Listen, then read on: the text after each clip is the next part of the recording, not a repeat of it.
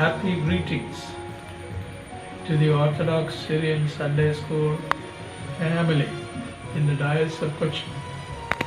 Especially, I congratulate and commend the hard work put in by our diocesan Vice President, Reverend Father Jiju Varghese, and Priyakos Sir, the Director of the Kochi Diocese Sunday Schools, and all the teachers at different levels, officials of the Sunday School, and also all our dear Sunday School students. I want to tell you first that in the prophecy of Isaiah, chapter 54, verse 13, it is recorded that Yahweh says, the Lord will teach his children. This is something new for us. So who is our real teacher? God. God will teach your children. That is the promise given by Isaiah. So when we teach, when we learn, let us remember that our real eternal teacher is God himself. And he teaches us about the world, teaches us about nature, our fellow beings, our past, present and future. The Spirit of God teaches us to imagine, to think, to shape ideas in our minds and establish good relationships, to speak the truth and be integrated individuals. So when God is the teacher, how can we know about God? Again, the book of Psalms tells us that God will reveal himself to us so that we will know who or what God is. We cannot just inquire and know about God like something else. But God himself has to teach us about himself. So let us all cooperate in this online program of the Sunday School of the Kochi Diocese. Last week we started it. That is on the 5th of July. And we are moving to the 12th of July, the second Sunday, when we will have the online classes once again for all the students. Let the teachers continue their efforts, their sincere efforts. I commend all the Sunday school teachers, especially those subject experts who are handling classes at different levels. May your efforts be blessed and fruition by the Spirit of God, so that all our children, despite the difficulties due to COVID-19, let us all continue to learn and facilitate the learning of our children, help them to learn. Once again, I wish and pray that God guides you, blesses you in all your efforts, and especially our Sunday School online program. We will all come together for the sake of our children. God calls me. Jesus calls me. He calls me to learn, to study, to teach, to understand, and to be good human beings, Christ-like human beings. He calls us to be with him, to be like him, to talk to him, and to listen to him. Let us all do that. May God bless you. Thank you very much.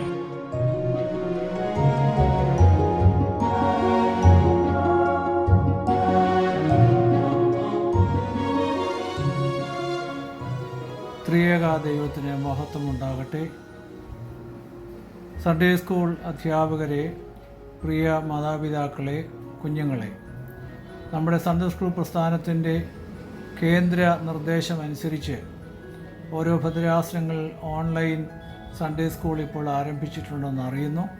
Kochi ഭദ്രാസനത്തിൻ്റെ ആ ശുശ്രൂഷ വളരെ ഭംഗിയായി നടക്കുന്നു എന്നുള്ളതിൽ ഞാനും ദൈവത്തെ സ്തുതിക്കുന്നു. അതിൻ്റെ ചില ക്ലാസ്സുകൾ ഞാൻ കേൾക്കുകയുണ്ടായി. അത് വളരെ നന്നായിരിക്കുന്നു. അത് ക്രമീകരിക്കുന്ന എല്ലാ അധ്യാപകരെയും അഭിനന്ദിക്കുകയും ചെയ്യുന്നു.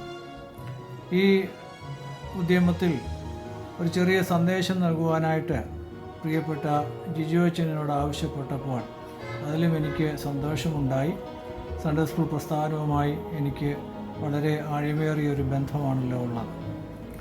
ഇപ്പോൾ ഓൺലൈൻ ക്ലാസ്സുകൾ വളരെ നടക്കുന്ന ഒരു കാലഘട്ടത്തിലാണ് നമ്മൾ ജീവിക്കുന്നത്. എന്നാൽ സെക്കുലർ രംഗത്തെ ആ ഓൺലൈൻ ക്ലാസ്സുകൾ അറിവ് പകരുവാനായി കൂടുതലായിട്ട് ശ്രദ്ധിക്കുന്നു. സിലബസ് പൂർത്തീകരിച്ച് കുട്ടികൾക്ക് ഗ്രേഡും അവരുടെ വിദ്യാഭ്യാസത്തിൻ്റെ അംഗീകാരവും ഒക്കെ ലക്ഷ്യം വെക്കുന്നു. സൺഡേ സ്കൂൾ പഠനത്തിൽ അതിനപ്പുറമായ ചില ലക്ഷ്യങ്ങൾ നമ്മൾ വെക്കണമെന്ന് ഈ കാലഘട്ടം നമ്മളെ പ്രത്യേകമായിട്ട് പഠിപ്പിക്കുന്നു. അതാണ് എനിക്ക് മാതാപിതാക്കളും അധ്യാപകരുമായിട്ട് പങ്കിടാനായിട്ട്. അതായത് നമ്മൾ ജീവിക്കുന്ന ആ കാലഘട്ടത്തെ ഇനിയുള്ള ചരിത്രത്തിൽ ഈ കോവിഡിന് മുമ്പുള്ളതൊന്നും പിൻപുള്ളതൊന്നും വേർതിരിക്കാൻ സാധ്യതയുണ്ടെന്ന് പല ആൾക്കാരും പറയുന്നുണ്ട്. നമ്മുടെ 12 ക്ലാസ്സുകളിലെ സിലബസ് നോക്കാമെങ്കിൽ അഭിയന്ന ഐറിയൻസ് മീനോടൊപ്പം ഞാൻ പ്രവർത്തിച്ച കാലഘട്ടത്തിലാണ് ആ സിലബസ് പൂർത്തിയാക്കിയത്. എന്നാൽ അതിലെങ്ങും കോവിഡ് എന്നുള്ള ഒരു വാക്കോ അതിനോട് ബന്ധപ്പെട്ട മാനസികമായ ശാരീരിക ആധ്യാത്മികമായ ക്ലേശങ്ങളോ അതിനെ അഭിമുഖീകരിക്കേണ്ടത് എന്തെന്നോ നമുക്കവിടെ കാണുകയില്ല. എന്നാൽ ഇനിയുള്ള തലമുറയെ ഈ യാഥാർത്ഥ്യത്തോട് ബന്ധപ്പെടുത്തി ജീവിക്കുവാനായിട്ട് പരിശീലിക്കാനുള്ള ഒരു ശ്രമം നമ്മൾ നടത്തണം. നമ്മുടെ ക്ലാസ്സുകളിലും നമ്മുടെ എല്ലാവിധമായ പ്രബോധനങ്ങളിലും അത് ഉൾപ്പെടുത്തേണ്ടിയിരിക്കുന്നു എന്നാണ് എനിക്ക് തോന്നുന്നത്. 3 കാര്യങ്ങളാണ് നമ്മുടെ സൺഡേ സ്കൂൾ അധ്യാപനത്തിൽ നമ്മൾ ചേർക്കേണ്ടത്. ഒന്ന്, നോളജ്, ഇമ്പാർട്ടിങ് നോളജ്. രണ്ടാമത്, എക്സ്പീരിയൻസിങ് ഗാഡ്, ദൈവത്തെ നമ്മൾ അനുഭവിച്ചറിയുന്നത്. മൂന്നാമത്, beginning of A new pattern of life, ഒരു പുതിയ ജീവിത ശൈലിയുടെ തുടക്കം. ഇതിനെ 3-നെക്കുറിച്ചും വിശദീകരിക്കാം, പക്ഷേ സമയത്തിൻ്റെ പരിമിതിക്കുള്ളിൽ ഓരോ വാക്ക് പറഞ്ഞ് ഞാൻ അവസാനിപ്പിക്കാം. ഒന്നാമത് എനിക്ക് പറയാനുള്ളത് അറിവ്. അത് നമ്മുടെ എല്ലാ വിദ്യാഭ്യാസത്തിൻ്റെയും തുടക്കം അറിവിലൂടെയാണ്. അത് അറിവ് നമ്മുടെ സൺഡേ സ്കൂൾ സിലബസിൽ പറഞ്ഞിരിക്കുന്ന വേദപുസ്തകപരമായ അറിവ്, ആരാധനാ സംബന്ധമായ അറിവ്, ചരിത്രപരമായ അറിവ്, ഇതെല്ലാം നമ്മൾ കുഞ്ഞുങ്ങൾക്ക് പകർന്നു കൊടുക്കണം. അത് വളരെ പ്രധാനപ്പെട്ടതാണ്. എന്നാൽ ഈ അറിവിനപ്പുറത്തുള്ള അനുഭവം, എക്സ്പീരിയൻഷ്യൽ ലെവൽ ഓഫ് ഗാഡ്, ദൈവത്തെക്കുറിച്ച് അനുഭവിക്കുന്ന ഒരു തലം. എല്ലാവർക്കും അതറിയാവുന്ന കാര്യമാണ്. നമ്മുടെ പഴയ പാരമ്പര്യങ്ങളിൽ പറഞ്ഞു കേട്ടിട്ടുള്ള ഒന്നാണല്ലോ. അതായത് പഞ്ചസാരയിൽ നിന്ന് നമ്മളൊരു പത്രത്തിൽ അല്ലെങ്കിൽ ഒരു കടലാസിൽ എഴുതി നമ്മളത് നക്കിക്കഴിഞ്ഞാൽ അതിന് നമുക്ക് ഒരു മധുരവും തോന്നുകയില്ല. പഞ്ചസാര നാവിലിട്ടെങ്കിൽ മാത്രമേ ഉള്ളൂ.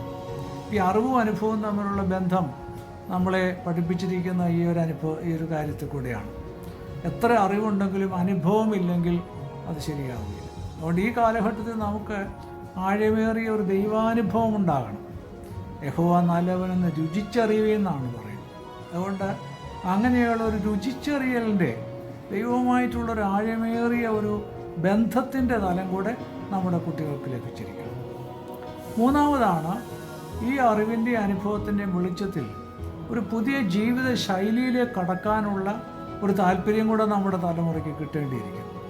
നമുക്ക് ഇന്നുള്ള ഒരു പ്രധാനപ്പെട്ട ഒരു ശൈലി ഉന്നത വിദ്യാഭ്യാസം, ഉന്നതമായ ജോലി, ലോകത്തിലെ സുഖസൗകര്യങ്ങൾ കൂടുതൽ നമുക്ക് തരുന്ന സ്ഥലങ്ങളിലേക്ക് ചേക്കേറുക അല്ലെങ്കിൽ കയറി പാർക്കുക, ഇങ്ങനെയുള്ള ഒരു ശൈലിയിലായിരുന്നു നമ്മൾ പോയിക്കൊണ്ടിരുന്നത്.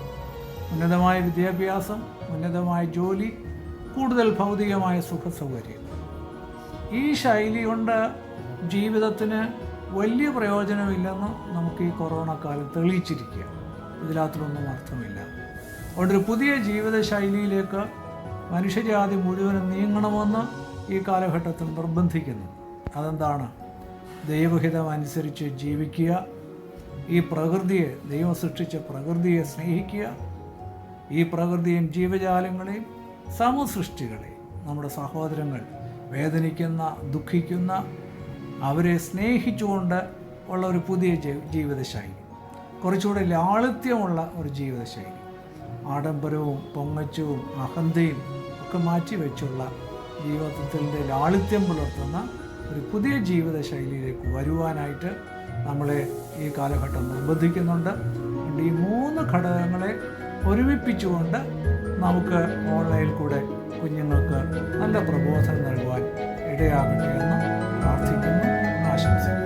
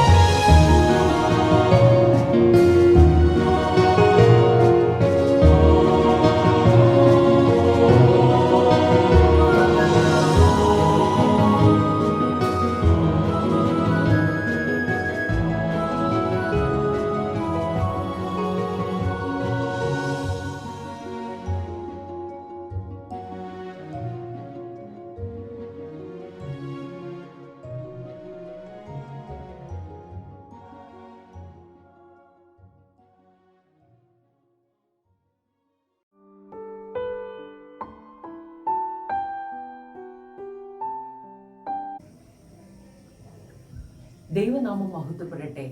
സൺഡേ സ്കൂളിന്റെ ഓൺലൈൻ ബാലപാഠം ക്ലാസ്സിലേക്ക് എല്ലാ കൊച്ചു കൂട്ടുകാർക്കും സ്വാഗതം. ഇന്ന് നമ്മൾ കുറച്ച് സമയം പാട്ടുകളൊക്കെ കേട്ട് കഥകളൊക്കെ കേട്ട് ഒരുമിച്ച് ചിലവിടാൻ പോവുകയാണ്. നിങ്ങളെല്ലാം റെഡിയല്ലേ? നിങ്ങൾ എല്ലാവരും കണ്ണാടിയിൽ നോക്കിയിട്ടില്ലേ? എത്ര സുന്ദരന്മാരും സുന്ദരികളുമാണ് നിങ്ങൾ എല്ലാവരും, അല്ലേ? എത്ര മനോഹരമാണ് നിങ്ങളെ കാണാൻ. ആരാണ് ഇത്ര മനോഹരമായി നിങ്ങളെ സൃഷ്ടിച്ചതെന്ന് എപ്പോഴെങ്കിലും നിങ്ങൾ ചിന്തിച്ചിട്ടുണ്ടോ? ആരാണ്? ദൈവമാണ്. ദൈവമാണ് നിങ്ങളെ ഇത്ര മനോഹരമായി സൃഷ്ടിച്ച് നിങ്ങളുടെ മാതാപിതാക്കൾക്ക് ദാനമായി നൽകിയത്. നിങ്ങൾക്ക് നല്ല കാണുവാൻ കണ്ണുകളും കേൾക്കുവാൻ ചെവികളും സംസാരിക്കുവാൻ വായും നല്ല പ്രവൃത്തികൾ ചെയ്യുവാൻ കരങ്ങളും നല്ല വഴിയിലൂടെ നടക്കാൻ കാലുകളും ഒക്കെ തന്ന് അനുഗ്രഹിച്ചത് ആരാണ്? ദൈവമാണ്. അപ്പോൾ നമ്മൾ ദൈവത്തോട് എപ്പോഴും നന്ദിയുള്ളവരായിരിക്കണം. നമ്മൾ ദൈവത്തോട് എങ്ങനെയുള്ളവരായിരിക്കണം? നന്ദിയുള്ളവരായിരിക്കണം. നിങ്ങളിൽ എല്ലാവർക്കും പല പല കഴിവുകളുണ്ട്, അല്ലേ? പാട്ടുപാടാനുള്ള കഴിവുള്ളവരുണ്ട്, വരയ്ക്കാൻ കഴിവുള്ളവരുണ്ട്, നൃത്തം ചെയ്യാൻ കഴിവുള്ളവരുണ്ട്. വരയ്ക്കാൻ കഴിവുള്ളവർ എന്ത് ചെയ്യണം? നന്നായി പടങ്ങൾ വരയ്ക്കണം. ഡാൻസ് ചെയ്യാൻ കഴിവുള്ളവരോ നന്നായി ഡാൻസ് ചെയ്യണം. അതുപോലെ പാട്ടുപാടാൻ കഴിവുള്ളവരോ നന്നായി പാട്ട് പാടണം.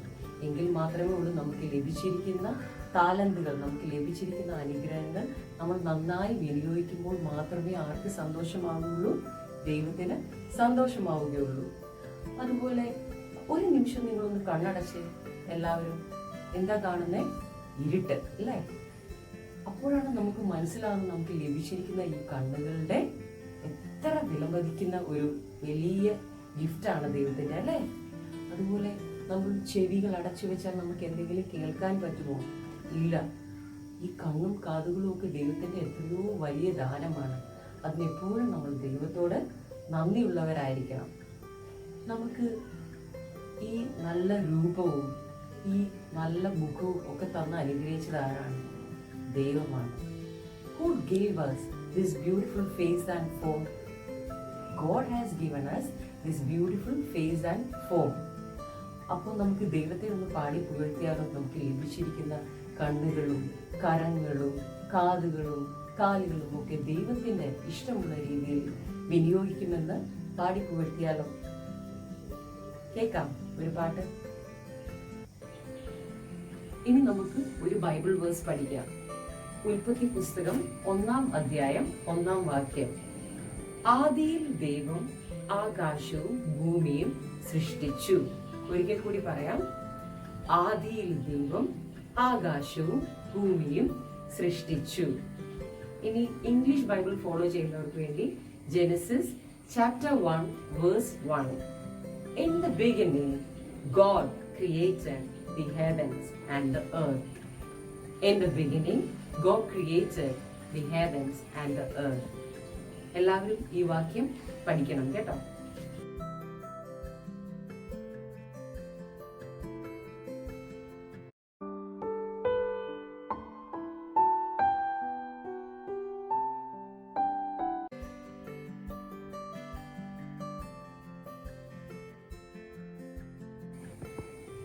ഇനി നമുക്കൊരു കഥ കേട്ടാലോ?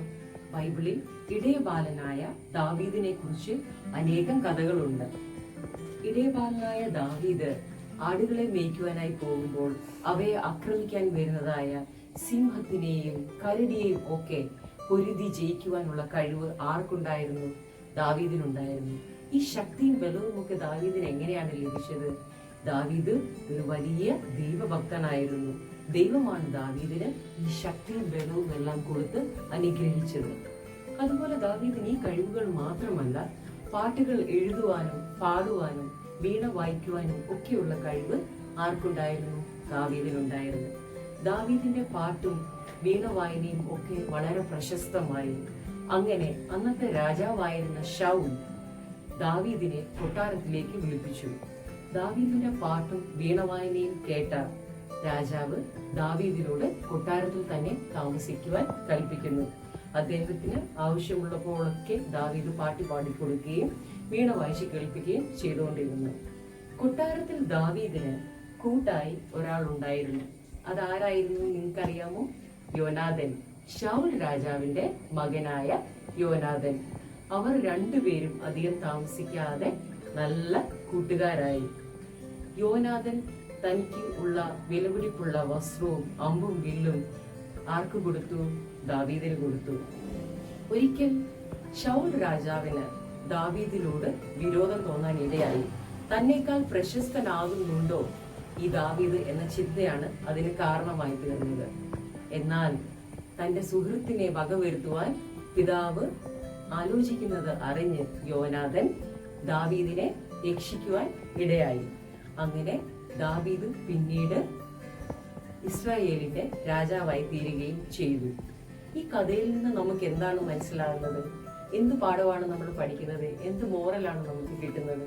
നമ്മുടെ ഫ്രണ്ട്സിന് വേണ്ടി നമ്മൾ എപ്പോഴും ഹെൽപ്പ് ചെയ്യുന്നവരായിരിക്കണം, അല്ലേ? നമ്മുടെ നല്ല സുഹൃത്തുക്കളെ നമ്മൾ ഒരു നാളും എന്തൊരു സാഹചര്യങ്ങൾ വന്നാലും കൈവിട്ട് കളയാൻ ഇടയാകരുത്. അങ്ങനെ നിങ്ങൾക്കും നല്ല ഫ്രണ്ട്സ് ഒക്കെ ഉണ്ടല്ലോ, അല്ലേ? ഇപ്പൊ സ്കൂളിലൊന്നും പോകാൻ പറ്റാത്തതുകൊണ്ട് ഫ്രണ്ട്സിനെയൊക്കെ കാണാൻ പറ്റാതെ ഇരിക്കുക, അല്ലേ? നമ്മളിപ്പം സ്കൂൾ തുറന്ന് സ്കൂളിൽ പോകുമ്പോഴാണെങ്കിൽ നിങ്ങൾക്കും നിങ്ങളുടെ ഫ്രണ്ട്സിനെ സഹായിക്കാനൊക്കെ പറ്റും. എങ്ങനെയാണ്? സപ്പോസ് ഒരാള് പെൻസിൽ കൊണ്ടുവന്നില്ല, നിങ്ങളുടെ കയ്യിൽ 2 എണ്ണം ഇരിപ്പുണ്ട്, നിങ്ങൾക്ക് ഒരെണ്ണം ഷെയർ ചെയ്യാമല്ലോ. സപ്പോസ് ഇന്ന് ഒരാൾ വെള്ളം കൊണ്ടുവന്നില്ല, നിങ്ങളുടെ കയ്യിൽ ഒരു ബോട്ടിൽ വെള്ളമുണ്ട്, നിങ്ങൾക്ക് ഷെയർ ചെയ്യാമല്ലോ. അങ്ങനെ നിങ്ങൾ നിങ്ങളുടെ ഫ്രണ്ട്സിനെ എല്ലാ രീതിയിലും ഹെൽപ്പ് ചെയ്യണം. ഇനി നമുക്ക് ദാവീദിന്റെയും യോനാഥന്റെയും സ്റ്റോറി ഒന്ന് കണ്ടാലോ? Long time ago, a brave young man called David had defeated a Philistine giant called Goliath single-handedly. After this battle, when he returned to camp, Abner, who was King Saul's commander, took him to Saul. Seeing David, he was extremely pleased. Saul asked him, "Young man, whose son are you?" David answered, "I am the son of Jesse from Bethlehem." Now King Saul's son was Jonathan. David's courage and bravery that day affected Jonathan very deeply. He was moved to love him like a brother. They had many things in common. From that day forward, they became best friends and never let anything or anyone come between them ever. As a gift of friendship, Jonathan gave David the beautiful robe he was wearing. Along with the robe, he also gave him his armor, sword, and his bow. From that day onwards, Saul kept David with him and did not let him go back to Bethlehem. David won all the battles to which Saul sent him, and he soon was made an officer in his army. This made Saul, his officers, and his men very happy. Wow! Thank you, Holy, for sharing with us such a wonderful story about friendship. നമ്മൾ ദാവീദിന്റെയും യോനാഥന്റെയും story കേട്ടു അല്ലേ? അതിനകത്ത് Yonatan ഫ്രണ്ടായ ദാവീദിന് gift കൊടുത്തു. അതുപോലെ നമുക്ക് നമ്മുടെ ഫ്രണ്ടിന് വേണ്ടി ഒരു ഗിഫ്റ്റ് ഉണ്ടാക്കി വെച്ചാലോ, ഇനി കാണുമ്പോൾ കൊടുക്കാൻ വേണ്ടി ഒരു കാർഡ്.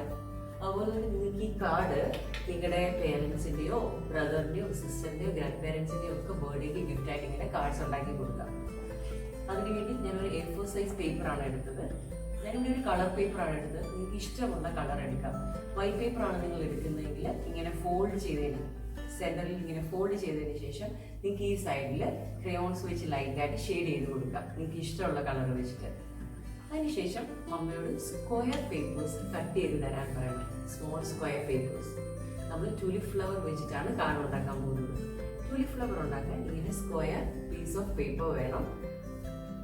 ഇങ്ങനെ നിങ്ങൾ പിടിച്ചിട്ട് ഈ എൻഡിൽ നിന്ന് ഈ എൻഡിലേക്ക് ഒരു ട്രയാങ്കിൾ ഷേപ്പ് കിട്ടുന്നത് പോലെ ഇത് ഫോൾഡ് ചെയ്യണം.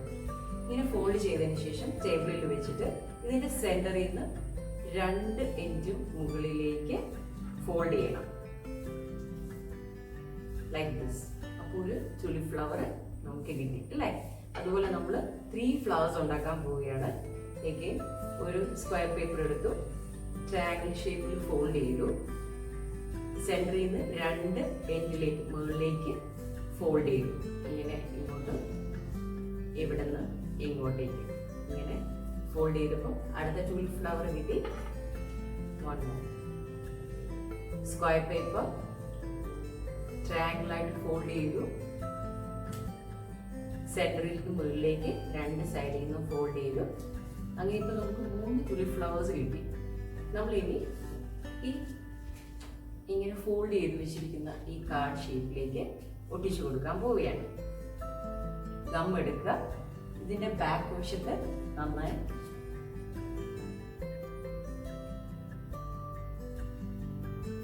തേച്ചതിന് ശേഷം ഈ കാർഡിന്റെ സെന്ററിൽ ഒരെണ്ണം ഫിക്സ് ചെയ്യണം ഇതുപോലെ. ഇനി അടുത്ത ഫ്ലവർ എടുക്കുക, ഗം അപ്ലൈ ചെയ്യണം. അതിനുശേഷം ഈ സൈഡിലായിട്ട് സ്റ്റിക്ക് ചെയ്യാം. അടുത്ത ഫ്ലവർ